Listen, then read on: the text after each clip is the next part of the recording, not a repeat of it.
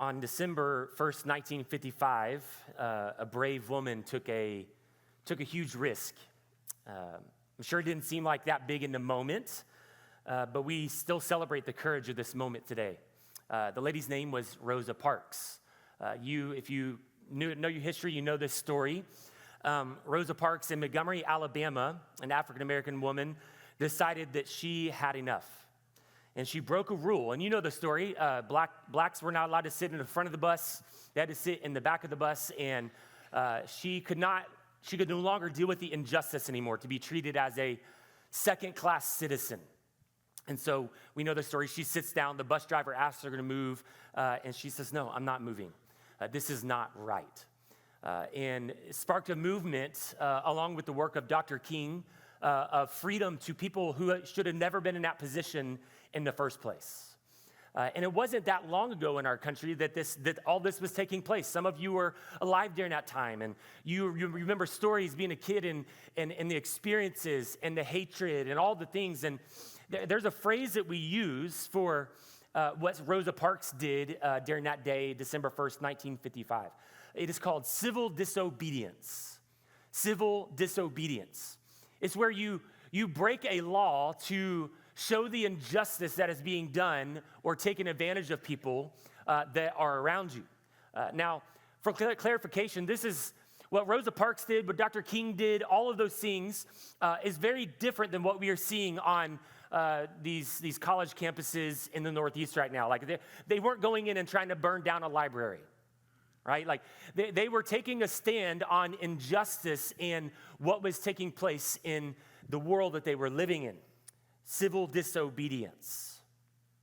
Today, Jesus, in the passage that we're in, begins again to push back against the rule of law. Not to say that the Sabbath is unimportant or that you shouldn't observe the Sabbath, but to say that because of the Sabbath, the heart of the Sabbath was to give you rest from the work, and it was never meant for it to be this weight and this burden on your shoulder that you could never accomplish. And so civil disobedience. Sometimes doing the wrong thing is the right thing. Kids, don't listen to that, okay?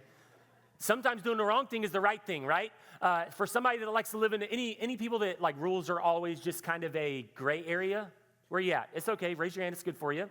I'm one of those people. Everything is a suggestion, not necessarily a law. That's how life's more fun that way, if you didn't know.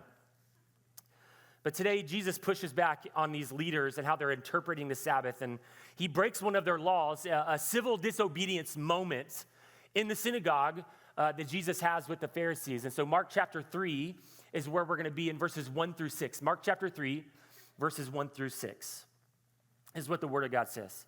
Again, he entered the synagogue, and a man was there with a withered hand. And they watched Jesus to see whether he would heal him on the Sabbath, so that they might accuse him. And he said to the man with the withered hand, "Come here." And he said to them, "Is it lawful on the Sabbath to do good or to harm, to save life or to kill?" But they were silent. And he looked around at them with anger, grieved at their hardness of heart. And he said to the man, "Stretch out your hand." And he stretched it out, and his hand was restored. The Pharisees went out immediately held counsel with the Herodians against him, how to destroy Jesus. Now, we see Jesus back in the synagogue. If you've not been with us the past couple of weeks, there's this story that is building up over and over between Jesus and the Pharisees of tension and what is right, what is wrong, justice, injustice, obeying the law or disobeying the law. There's this building tension that is happening between Jesus, his disciples, and all of the religious people of the day. And Jesus is coming into more conflict. And this story of Jesus healing this man on a Sabbath, on the surface, it can come across almost as just one of Jesus's healing stories. And it is that. There is a healing that takes place in this man with this withered hand, but there is a lot more that is happening behind the scenes that we're going to dive into. Let's look back at verse 1, and he says, again, he entered the synagogue, and a man was there with a withered hand. Now, a synagogue would operate much like a church today, not in how it functions, like with the structure and the order, but in the sense that the synagogue was the local congregation of sorts of a greater representation of the temple, so to speak. there were certain festivals and holidays that the Jewish people were required to make the pilgrimage, is what they call it, to Jerusalem for sacrifice, for worship. But for the other days of the Sabbath, they would show up at the local synagogue and they would worship there. It was their place of worship. And so in that, Jesus comes in on this day and he begins to really push this issue. You remember the previous passage, previous chapter, Jesus walks in a synagogue and he casts a demon out on the Sabbath. And they're like, whoa, you can't do that. That's not right. You're breaking the law. You're doing work on the Sabbath. Last week, we see that these Pharisees are trying to catch Jesus and his disciples. They're walking through the field. They pick a few heads of grain. They rub them in their hands, and they begin to eat the grain. And they're like, wait, you can't do this. It's a Sabbath. You're working. You are reaping a harvest on the Sabbath. It's supposed to be a day of rest. And so Jesus comes into this synagogue, and who are you going to find in the synagogue on the Sabbath? The religious leaders, right? The Pharisees, the ones that are striving through their best intention to obey the letter of the law. And again, the Pharisees get a lot of hate and a lot of pushback, and rightfully so, but there's also a purity at sometimes of their drive to obey the letter of the law. Okay, so they're not wrong in their pursuit of obeying what God is asking them to do, but they're missing the very heart of what God is showing them in the middle of it. I want to show you a couple of pictures. The first is a synagogue, remains of a synagogue in Capernaum. Okay, this is a picture. I wanted to give you a picture of what the synagogue would have looked like. There would have been a roof over this, obviously. Pillars. It's kind of an open standing area in the middle. Along the edges would have been concrete or stone benches around the outside where the people would gather, sit around the outside, and they would begin to go through their worship service. I'll give you, in 2016, I was in Israel. This is me standing in the middle of a synagogue, a remake of a synagogue, holding a fake scroll, okay? This is not real. Like, I didn't get this special privilege. But I wanted you to get the picture. You see the stone seating around, the columns. This is what the synagogue was like. And so the teacher of the day, what would happen is they would stand in the middle, stand at the podium or the lectern, or whatever you want to call it, and they would read from the scroll, the reading of the day. And then they would begin to interpret the law that they studied that day. They would sharpen one another. They would say, well, this rabbi says this, and this rabbi says that, and it looked very different than what our churches look like today. Now, up to date, I've never had somebody in the middle of a message stand up and start arguing with me. I hope we don't get there. But this is the reality. They would, that verse that says iron sharpens iron. It's not just about grilling hamburgers with men. It's about knowing the Word of God and sharpening one another in your beliefs. And this is what I love about having a non-denominational church, is that we have people that come from all different walks of life, different traditions, different theological backgrounds. We come together and we can sharpen one another by what we believe and what we trust the Scriptures say. This is the idea of the synagogue. They would debate back and forth, and they're sharing about what this rabbi would say, and they would kind of have this dialogue that was going on. This is not like a modern church where we have larger crowds and one person sharing, and the spotlight is on the one person. This would be where you knew most everybody. You would really know these people. You lived in the same community as them. You worked fields next to them. You went to the water well beside them. And so Jesus brings this man that has this man here that has this withered hand. Now, we have Jesus in the synagogue there to confront the Pharisees, this man with the withered hand. And in the first century, this is a situation where you had a deformity, withered hand, paralyzed, whatever the case may be. It puts you automatically in a secondary class of citizenship. And I don't think it was intentional, but in the sense that even somebody with a deformed hand was not allowed to be a part of the worship experience as far as making sacrifice. They were not allowed to become priests. They were very restricted in what they could do. The Gospel of Luke tells us that this man, that his right hand was withered. And so what that really tells us is that this man, more than likely, was not able to work to even provide for his family. And so here you have this man who is more than likely from a working class family. not able to provide for his family, not able to work. He's second-class citizen. Everybody knows this man, knows this story. And he's in a dire situation. So Jesus is setting the table here. And if you were watching a movie of this play out before you, Jesus is laying out the plot before us that we're going to get to. Let's look at verse 2. He says, "Then they watched Jesus to see whether he would heal him on the Sabbath so that they might accuse him." Again, the Pharisees trying to catch Jesus and his disciples in a conundrum. If we can catch them doing something really dark and really bad or really breaking the law of the Sabbath, then we can hold him in contempt. We can take him to the court. We can deal with this, and we can get him out of here, and we can go about our lives and business. What's interesting here is that the religious people, though, they were so blind in their own ways. So blind in their own ways. This is where legalism comes in.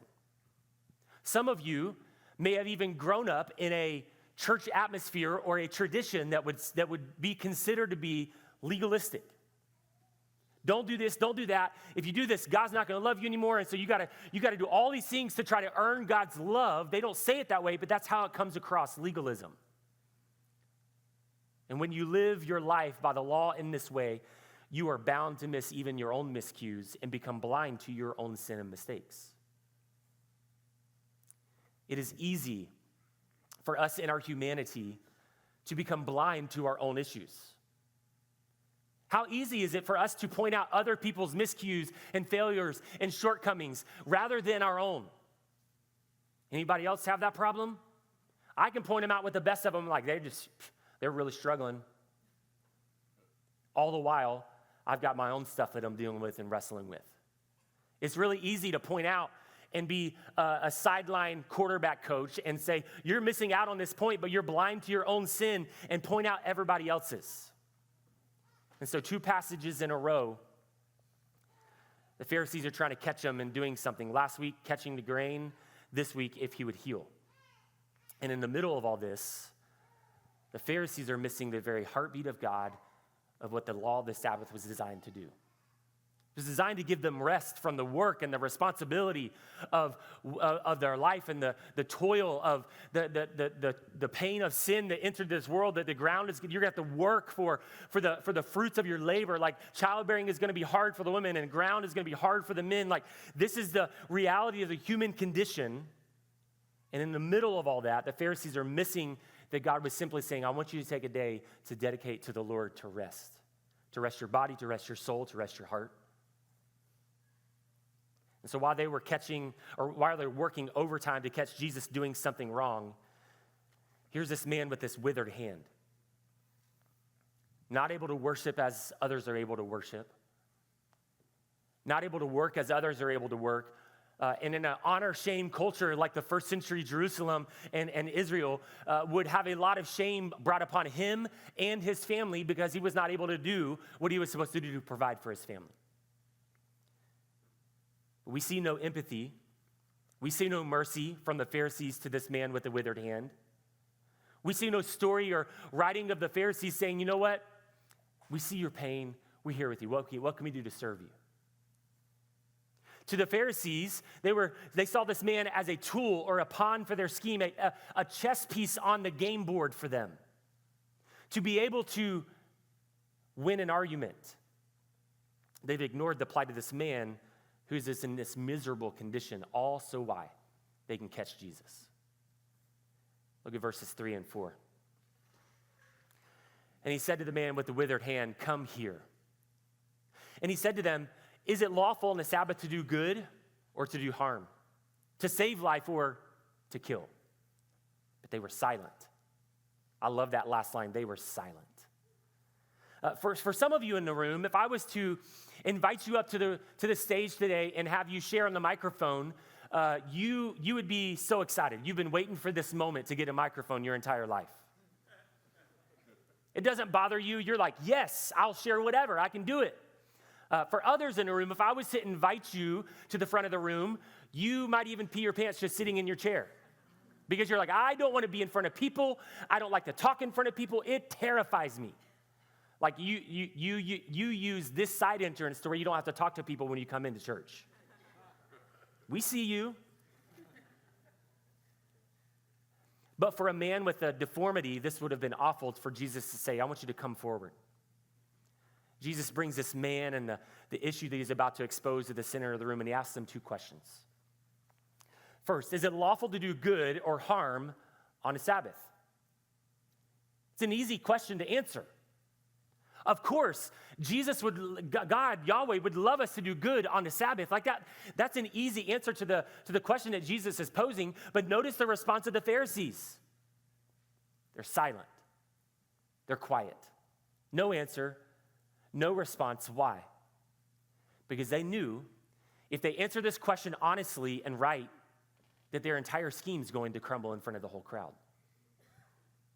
This is their hypocrisy being put at the forefront so much. The Pharisees knew that there were exemptions on the Sabbath. There were exemptions to do good. For instance, if someone's life was in danger, you could help someone's life.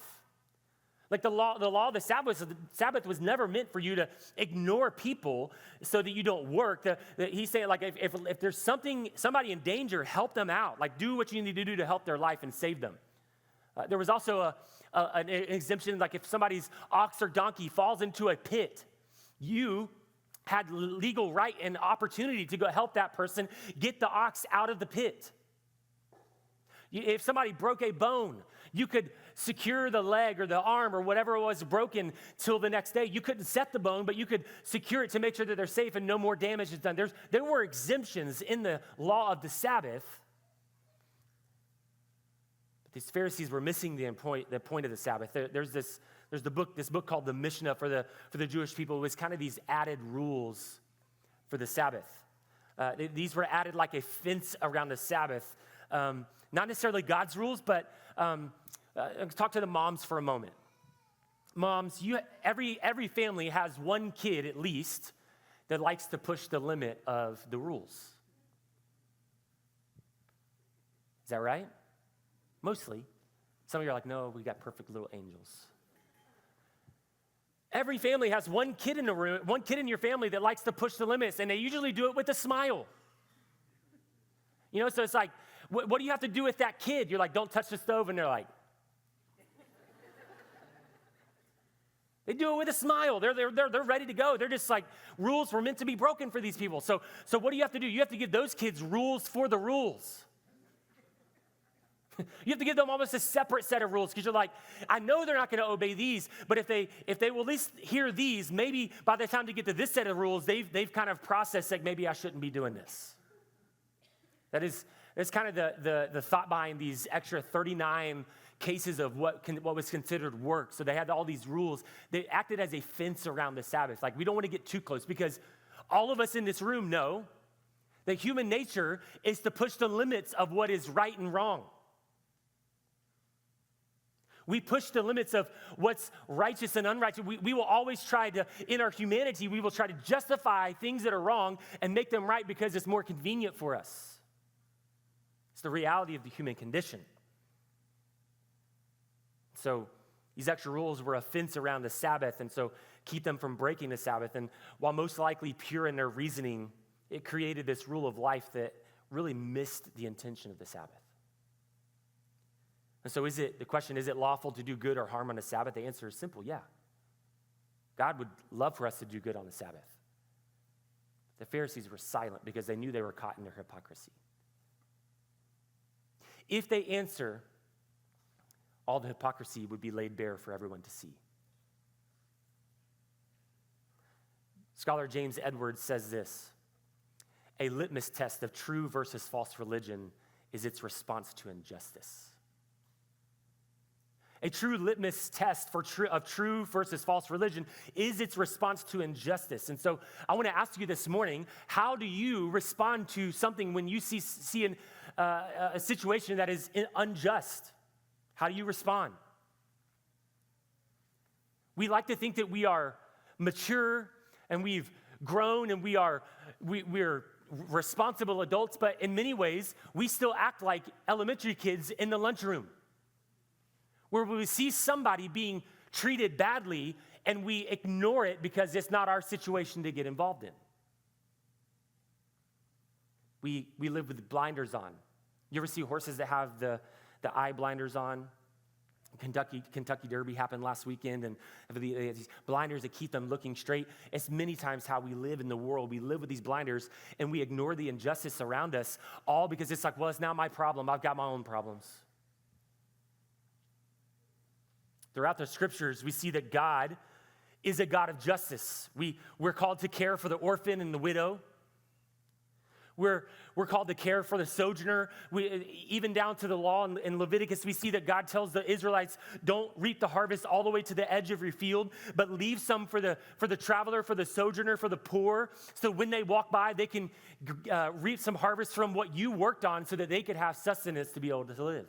This is the heart of God, justice. And all of us in this room have some level of justice in our hearts, and reality is that some of us have a little bit more justice than others. Where are the justice people at? Raise your hand. Like when something is not right, you're going to make sure everyone knows it's not right. Yeah? That's not me. And I'm sorry. I want to be that person. I strive to be that person. Lindsay is that person in our relationship. Lindsay is, she sees the things that are done wrong to people, and it's like, I can't be silent. I got to say something. I got to do something. Like, I can't believe that happened to them.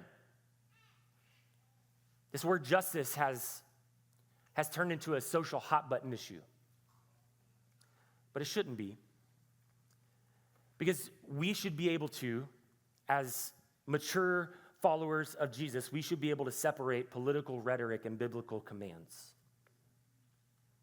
We should be able to separate political rhetoric and biblical commands. And really, our politics must be informed by the Bible, not the other way around. Listen, I love our country. I love America, but Jesus wasn't American. Not a lot of amens on that one. I was expecting a big shout. He wasn't white with blonde hair. He's Middle Eastern. So we have to be careful what happens when we see injustice. How do we respond with justice? It's about right and wrong. And so Jesus asking this question is, he's revealing what happens when you try to save yourself through action. He's like, listen, you are trying to obey the letter of the law so much that you've added all these extra laws, and you've totally missed this man that you are treating unjustly, and he's sitting right in front of you. And in the middle of this, Jesus asks them a second question. He says, is it lawful to save or to kill? Of course. Yeah, you'll save. You'll save somebody on the Sabbath. But what Jesus does in his brilliance of teaching, he shifts from the focus being on the man, now he shifts the focus to himself. And Jesus is revealing his authority to these people, and he's saying, I even know the very thoughts that you're thinking right now, the plan that you are coming up with. I see it. I understand what you're doing, and I'm asking you on a Sabbath, is it right to kill or is it right to save? I would imagine you could have heard a pin drop in that synagogue in that moment, because they're like, how did he know? He knew what we were planning? Wait a second. And so they're silent. They're quiet. What Jesus was asking them, in your pursuit of the law, are you really going to plot to kill the Messiah because you don't think he's right? And the Pharisees knew that if they answered this, the argument's going to go away, their righteousness would come crumbling down. And it's the same with our lives. Yeah, we strive to live in obedience to the very word of God. We strive not through our own power, but through the power of the Spirit that God has imparted into you in the moment that you accepted Christ into your life. He has given you the ability to obey the commands that he's given us. But when we try to live to the letter of the law in our own power, what happens, even in our best effort, our righteousness falls woefully short of the righteousness of God. You are never going to measure up to the righteousness of God. It's impossible. In fact, the law was given partly to reveal the people's need for a Savior. But in turn, what had happened is they'd taken the law and they've tried to make it their Savior. And Jesus is trying to say, you're missing the point of the law. You know what I find interesting about Jesus and his interactions throughout the Gospels? Most of his harshest comments and critiques, you know who they go towards? The religious people. They go towards the religious people. Why? Because, sure, Jesus preaches grace and truth, and he tells the woman caught in adultery, go and sin no more. But even in that story, who is he most frustrated with? The ones ready to stone. He's looking at the religious leaders and he's saying, you're missing the point. God has been gracious with you, and you are being ungracious with others. Let's look at verse 5. And he looked around at them with anger, grieved at their hardness of heart, and he said to the man, stretch out your hand. And he stretched it out, and his hand was restored. I love this verse of this passage because it shows the humanity of Jesus, fully God, fully man. It shows the human emotion that he experienced just as you and I experience on a daily basis. And he expresses two emotions that we know very well, anger and grief. Anger and grief. And people are like, well, I don't have an anger problem. You don't drive on 1488 every day. Where you at, Homer? That's the reality of life. Like we have these emotions that will come out from time to time. We know what anger feels like. We know what grief feels like when somebody we love is treated unjustly, or somebody we love is taken from this world too soon, and like grief comes in waves. We know these emotions. But the anger that Jesus is feeling here is a righteous anger. It's a righteous anger. He's not mad to be mad. Anybody ever have a mad preacher growing up? Seemed like they were always grumpy, always mad. It's like their goal was to make you feel awful about your life, and if you left feeling awful, then it was a good sermon. It's not Jesus' goal here. It's a righteous anger. We know this because it turns to grief. It's righteous anger rise up, and then his heart breaks. Oh, they're missing the point of the law that our Father has given them. They're missing the point. He so badly wants these people to know the heart of God that they're not getting it, and he's grieved by it. What happens when you see injustice? We live in a world where we want immediate justice. Since the dawning of social media, we are now guilty until proven innocent in our world. People's lives have been ruined because some story went wild on social media, and news reporters start reporting it, and big networks pick it up, and then they become multimillionaires because they never did anything wrong.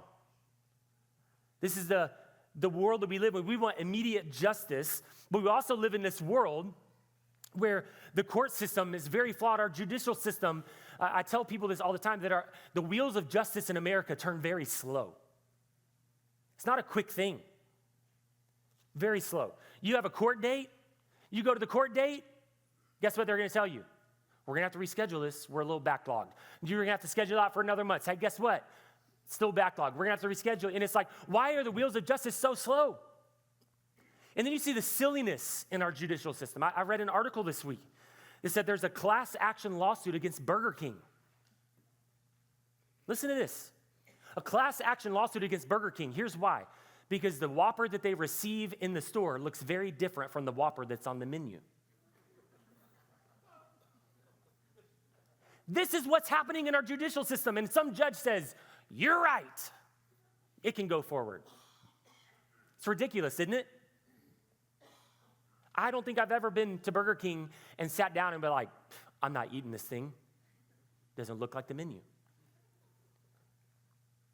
This is the nonsense, but Jesus, he's calling us to act upon injustice. How do you respond when you see injustice? Do we ignore it with blinders on our eyes and just pass by and like, not my problem to handle? Or is there a righteous anger that rises up in you when you see it take place? It's one of God's children. They have the very image of God living inside of them. I have to care about this, whether they're a believer or not. I want to care for the soul. Jesus asked this man who's been treated bad this very, very bold question. He says, stretch out your hand. Stretch out your hand. For this man to do this would be unthinkable. For Jesus to even ask this man to do this would be unthinkable, because this is the very issue and the reason that this man has brought shame upon himself and his entire family. For most of this guy's life, more than likely, he had tried to conceal his deformity or his withered hand. Whether it happened at an early age or late, it doesn't really say, but whatever happened, he had tried his best to try to conceal it, because when you walk around in public with a withered hand or a deformity, then everybody knows they have shame on their family.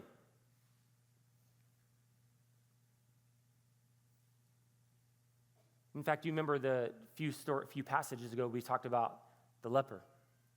The leper that had to wear a certain type of clothing, had to be distanced away from a certain amount of people, and all the rules that had kind of come up.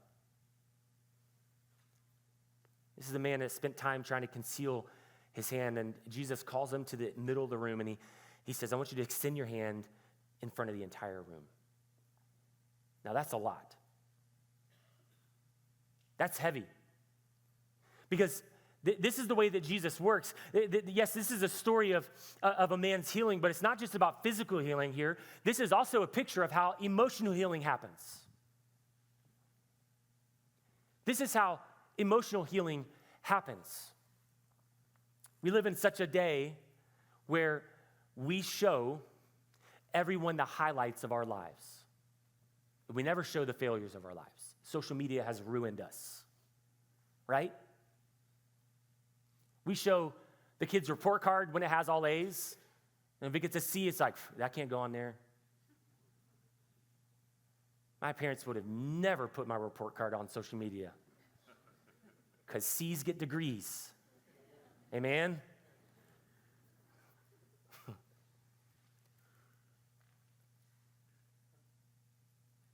We keep the highlights going, and we keep the lows a secret. But what Jesus wants to do is he wants to bring the shame that you carry around, and he wants to bring it into the light. And Jesus looks at this man with a withered hand and says, stretch your hand out. The very thing that has brought shame to you and your family, I want you to stretch it out in front of all these people to see. Now, put this into perspective. If I was to invite you to come up here this morning, again, maybe a second person, and say, hey, I want you to think about the biggest mess up of your life, maybe your biggest regret, and I want you to share it with the church this morning. Just share your biggest regret. Not the redemption story, just share your biggest regret. I don't think many people are signing up for that testimony time, right? We're kind of like, I don't know, kind of feels difficult to do. I don't know if I want to share that.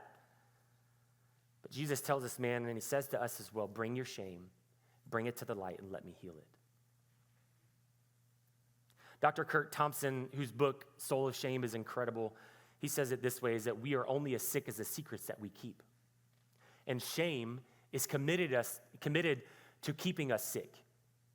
We are only as sick as the secrets that we keep, and shame is committed to keeping us sick. In fact, Kurt Thompson goes on in his book to talk about the only way to really be healed and find restoration from shame is to bring the shame into the light, into a trusted group of friends and community.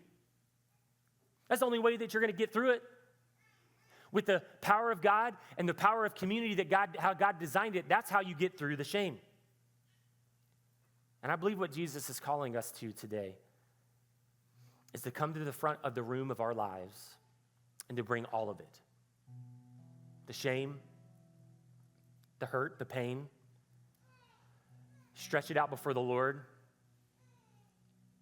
and allow Jesus to heal your soul and your heart. What the enemy would love for you to do is to keep it quiet.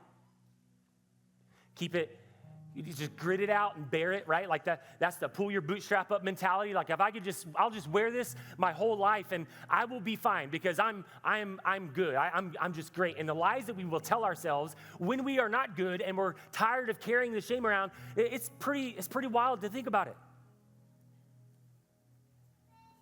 He wants to keep it in the secret, but Jesus says, I want you to bring it to the light, and I want to bring freedom to you. Let's look at verse 6 as we close. The Pharisees went out, and immediately they held counsel with the Herodians against him, how to destroy him. What had legalism gained the Pharisees? Not much. Not much. A hard heart, maybe. A self-righteous, judgmental attitude. It doesn't sound like the life of following Jesus. It doesn't sound like the life of following God to live a life of self-righteousness and judgment. Because we quickly see that the Pharisees, they're now teaming up with this group called the Herodians. The Herodians are people of King Herod's court. In normal circumstances, the Pharisees would never be caught even in the same room with the Herodians. These are the people that are responsible for the arrest of John the Baptist. These are people that are later going to be responsible for the beheading of John the Baptist. And now we see these supposedly righteous people teaming up with the Herodians saying, hey, we've got to get rid of this man named Jesus.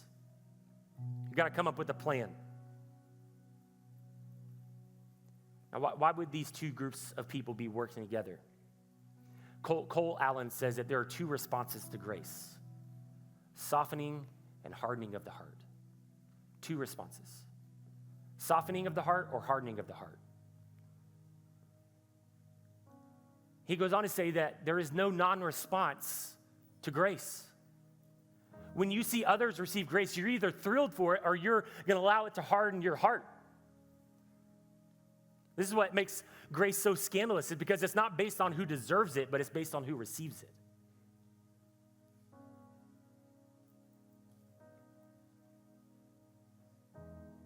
And these Pharisees, in their self-righteousness, are hardened by the thought of Jesus doing good and giving grace. In their pursuit of the things of the law, they'd missed the very heart of the law that says, I'm for the one that is cast out. I'm for the one that is being treated unjustly. I'm for the one that you have ignored. I came for him. I want you to bow your heads with me this morning.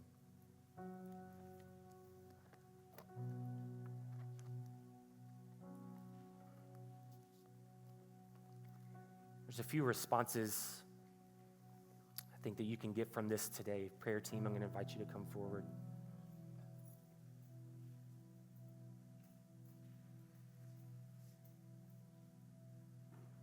I think the first response is that maybe you need to lay down the weight of self-righteousness and hypocrisy. Maybe it was the way that you were raised, the churches that you grew up in, that says you've got to live a certain way, or you're never going to be good enough for the Lord. And you, as much as you don't want, you've tried to hold other people to that same measure, that same standard that says you got to live perfect. And you need to let the Lord soften your heart this morning that says, no. Your focus is on your relationship with the Lord. And in all of your failures, where has the Lord been? He's been right there beside you.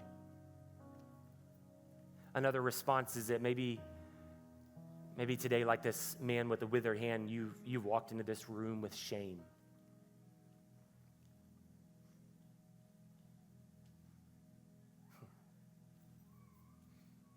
You've walked into the room with shame. And shame has so twisted your mind that you feel like God can't even love you. You're too broken. You're too hurt. You're too sinful. And what the Lord wants to do today for you is to ask you to stretch that shame out in front of everyone and just say, Lord, heal me. I'm tired of carrying this weight. I'm tired of carrying this burden. I'm tired of allowing the enemy to keep me in the cycle of shame. And then the third response is maybe you need the Lord to empower you to be able to respond to injustice. Maybe your step is just turning off news on your TV and seeing people for people and not ratings. See people for the brokenness that they have in their life, and you want a heart that says, I want to respond to injustice because that's the heart of God.